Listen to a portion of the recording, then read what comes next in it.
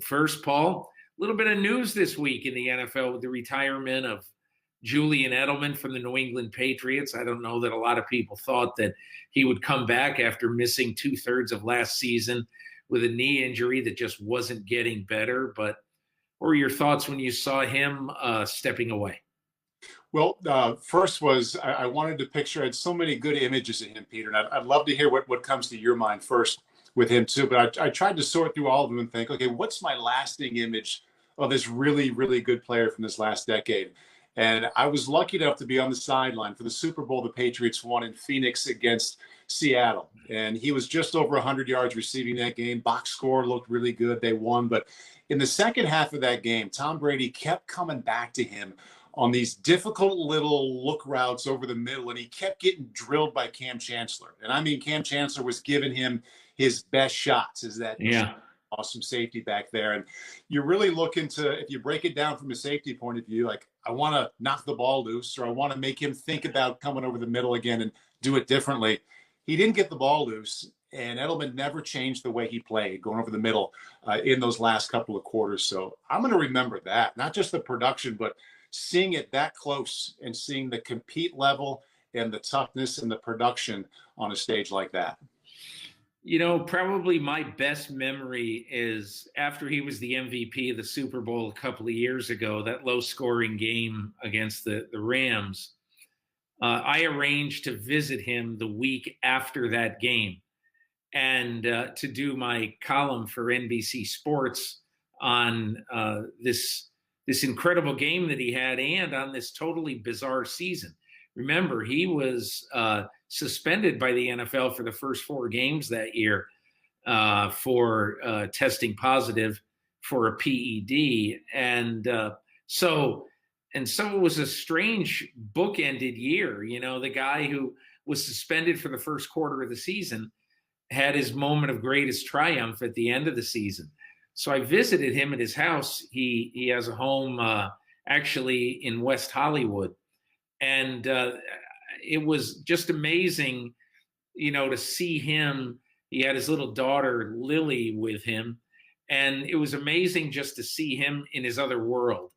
But the one thing I remember about that trip is just time and again how every story about him came back to when he was growing up and he was driven by a father in California to be better than he should be. And he said, you know, it wasn't always fun in those days with a dad who drove you relentlessly. You know, he was a baseball player too, and he could go 3 for 4 in a game, and his dad would get in the car with him after the game, and the question would be, what about your ground out in the 3rd inning? Why? What were you seeing? Why didn't you should have hit it harder, whatever. And for a while, it drove Edelman crazy. But he said, I realize in many ways that's why I am who I am today. And really, when I think of Julian Edelman, I think of a guy who got every ounce out of his playing ability that he could have. And to think that here's a guy who was an option quarterback at Kent State in the Mid-American Conference and was just a little guy, and the New England Patriots chose him as a wide receiver. And he caught 620 balls in the regular season. And then he was the 2nd leading receiver in playoff history in terms of number of catches. So I would say he had one of the greatest careers from where a player started to where he finished. And as I've been kind of sifting through my own thoughts about him and reading people I respect talk about him, after you get through the wonderful career he had, it's been brought up a lot the last 24 hours. Is he a Hall of Fame wide receiver? And I know you've been a voter for the Hall of Fame for years, Peter. I always look forward to reading about what you say about the process and how it's different each year. And I'm wondering, not just about Julian and what he did in the postseason, but the way wide receivers are evaluated these next 10 years has to change, because so many are going to come in with numbers that look like Hall of Fame numbers 10 years ago, but they can't all be Hall of Fame players. How do you judge him knowing the the numbers are inflated at that position, and also knowing what he meant to a Super Bowl winning team in January and February? I think there's a lot of different ways to look at it. And Paul, I've said many times that I think it's absolutely vital to have that 5-year waiting period after a player's career, because it gives you time to actually think about it rather than just instead of just thinking about the emotion of it. You think about everything, and the dust settles. You get a couple of years just to let things go. And I remember I was telling somebody today that, when Kurt Warner retired, right away I thought he was a Hall of Famer. And then after maybe 6 months, 8 months, a year, I took some time one day and I looked at Kurt Warner's career and I said, I'm really having second thoughts. And now I don't think he's a Hall of Famer. He has a 5-year donut hole in the middle of his career in which he was benched. He was a backup. When he played, he didn't play great. And I just thought, even though he had the great moments at the beginning of his career, and obviously, winning a Super Bowl and playing great at the end of his career as well, I didn't think he was. But the more I thought about it, the more I thought that I think he passes the sniff test, to me anyway, because if you're the quarterback of one of the greatest offenses in NFL history, you're the trigger man to that offense. And even though it may have only lasted 3 years, if you're at the absolute center of that, and you're the big reason for it, and then you've got a Super Bowl on your resume, and you've also got some tremendous playoff accomplishments later in your career on your resume. I think he passed the smell test for me, and I ended up voting for him for the Hall of Fame. Now, Edelman's going to be an interesting case because, his numbers really are not there. He's 75th all time in receptions, and that's only going to go down and down with 620. Obviously, he had the great playoff numbers, great playoff resume.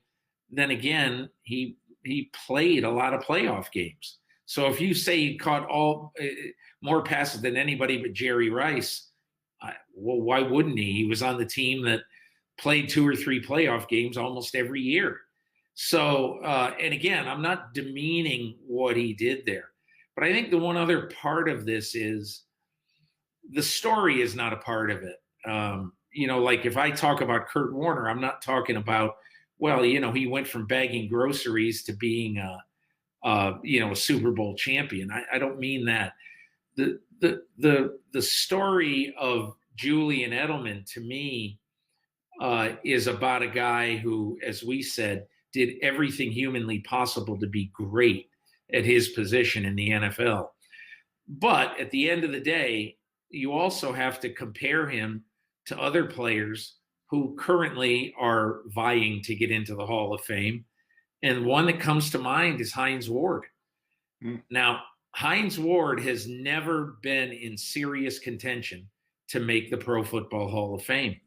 I've never entered any postseason where you're starting to think about it and think about the finalists and think that he was going to get in the room to have his case discussed.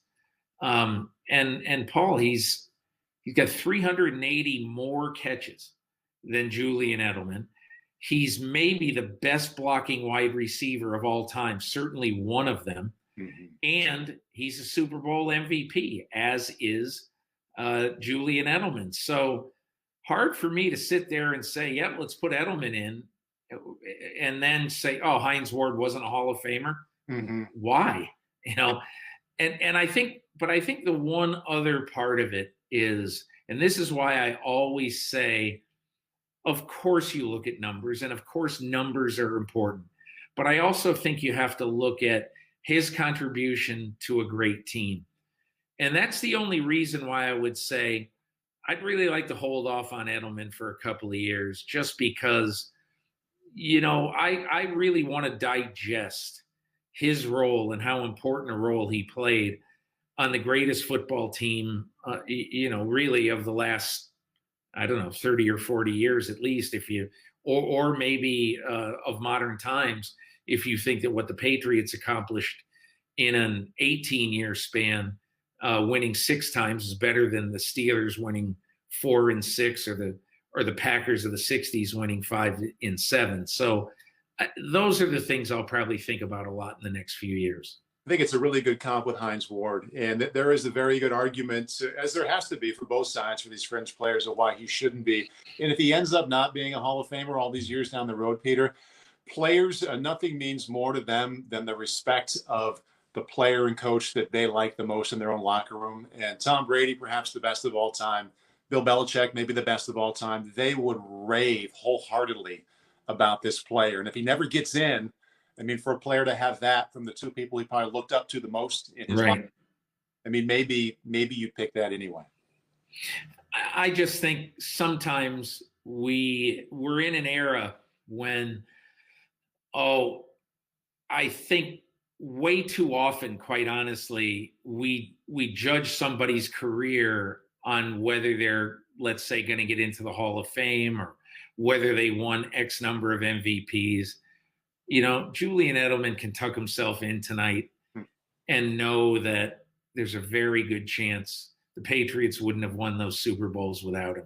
Yeah. And that's why, in my opinion, all those other things are great, but his teammates know, his coaches know, right. His owner, Robert Kraft, he knows. So he can take pride in knowing that he was an incredibly valuable part of a great team. Right. It's kind of somewhat expected, but also a surprise lead story, a fun one to kick around a little bit as this week gets rolling. When it comes to the draft, you mentioned a little bit about the unknowns and surprises. We don't really have them with the first 2 picks. And to a certain point, Peter, at number 3, we don't really have it there either. I mean, the Niners are going to go quarterback. I guess, which one is it going to be is some suspense. But the team that really has the high pick, that is the true unknown for player and position, is Atlanta at 4. And that's where we are this week. You talked about it quite a bit, Football Morning in America. What's your gut tell you about a Matt Ryan replacement at 4 or not? Paul, I wish I had a great feel for that. But the fact is, and I will tell you this, the majority of people I have talked to, let's say 10 people in the week before I wrote that column, 10 people around the league, the majority feel like they're going to take Kyle Pitts, the tight end from Florida. But when I say the majority think that, I don't believe they have that from either Arthur Smith or from Terry Fontenot, the coach or GM of the Falcons. And that becomes so vital as we get into this, because the best teams around draft time are the teams that can keep a secret, because it doesn't do the Atlanta Falcons any good for anybody to know what their pick is. Because let's just say there's a team that desperately wants Justin Fields, the quarterback at Ohio State, and he's sitting there at number 4. And Peter Schrager, my friend from Good Morning Football, had the New England Patriots trading up from 15 to 4 to get Justin Fields in this draft. And my point, and I texted with Peter back and forth, my point is that I wouldn't be surprised if the Patriots traded up. I would be surprised if they traded up to number 4 and gave up much of their next 2 drafts in order to get Justin Fields. It's certainly not impossible. It would not shock me, but it would surprise me, because the Patriots usually don't do things like that. I guess I would make this point about that pick, that if the Atlanta Falcons want to get very rich, either from, let's say, Chicago or New England, let's just say, I think they could do that. And maybe even from Denver. So I think the Falcons want to make absolutely sure that they play their cards very close to the vest and don't tell anybody what they're doing, so that they can keep all their options open. Now, I think Kyle Pitts makes an awful lot of sense. Matt Ryan most likely has got 5 or 6 years to go if he chooses. And if the Falcons still believe that he can take them to a Super Bowl. If they believe that, truly, I wouldn't take a quarterback here. I would take either the best player or take the biggest ransom I could get for the pick. What if they lowered that question to, do we believe Matt Ryan could get us into the playoffs and play in January the next 2 or 3 years? What if that was the standard? I mean, that's the bar. I think, of course, they would say yes. Don't you? Yeah. No, absolutely. And if that is, if inside the building, if that's a realistic goal, instead of, I mean, everybody wants to win the Super Bowl, but if they said, I think Matt is our best bet the next 2 or 3 years to be playing in January, I mean, then you would definitely build around him. I mean, all these other guys, I mean, all the rookies, I mean, it's a guesstimate if you can be performing in the top half of the NFL in passing offense, whereas you probably have that with Matt Ryan the next 2 or 3 years. I would err on the side of keeping the guy who's still pretty good. Maybe he has a stretch of really, really good left in there too. And I probably would too. You know what, Paul? There's one other thing though. If you do keep Ryan, he's got 2 more years on his contract, and then that for the next at least 2 or 3 years after that, you're going to be paying him in the 40 or 40 plus million range, because even though you may not feel he's in the Patrick Mahomes league as far as money, it really doesn't matter. When Joe Flacco, after 2013, when he got more money than anybody has ever gotten to play the game of football for one contract, it averaged 20 million a year.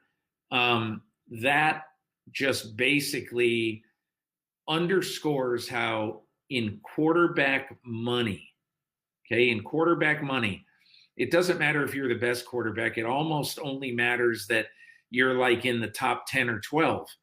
The hopscotch is going to continue. And while you may not get over Patrick Mahomes at however you calculate that, 48, 50, I don't know, but you may not get over him, but you are going to get in the $40 million range. And if you're Atlanta, you have to decide if you want to pay your quarterback that. Well, that's true. And because I'm sure they're seriously considering taking that quarterback at 4, they'll be well represented at the pro days next Monday, the second pro day. Yep. Lance and Justin Fields. In the old days, not that long ago, all these teams could spend a lot of time getting to know, put these quarterbacks on the board after a pro day. I remember being at Jameis Winston's pro day, and Ken Whisenhunt in that group, Titans, I think, had a second pick that year, went with Jameis to another building, and I'm sure they got a lot out of that half hour and a half. Can teams do that now on Monday with the COVID restrictions? Can they spend that kind of time with the player off the field? I don't think they can. I think everything they do has to be done virtually, both out of a sense of fairness and out of a sense, of being very cautious about COVID. Right. But whatever it is they're going to do, Paul, I watched a couple of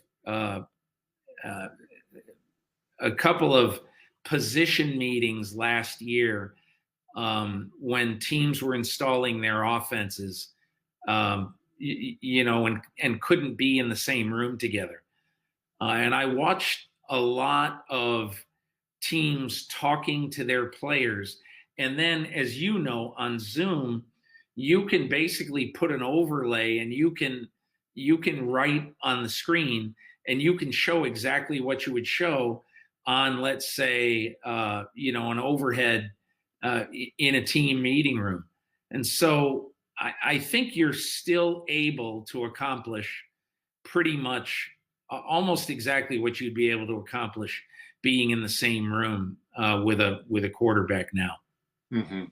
I was just thinking as you were explaining that, how much in my brief time with the Vikings, I used to get out of sitting next to Brad Johnson and just kind of watching how he took in the meeting, how he absorbed it.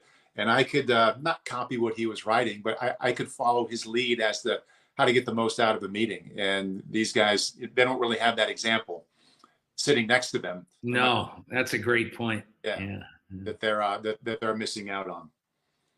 Yeah, I think though, look, it's one of the reasons why when you saw the Philadelphia Eagles trade from 6 to 12, one of the unspoken reasons for that trade is that the Eagles feel like next year, whatever percentage, 30, 40, 50%, they're going to know so much more about the average prospect in the 2022 draft compared to this year, because there wasn't a full season in college football. Their scouts couldn't go on campus.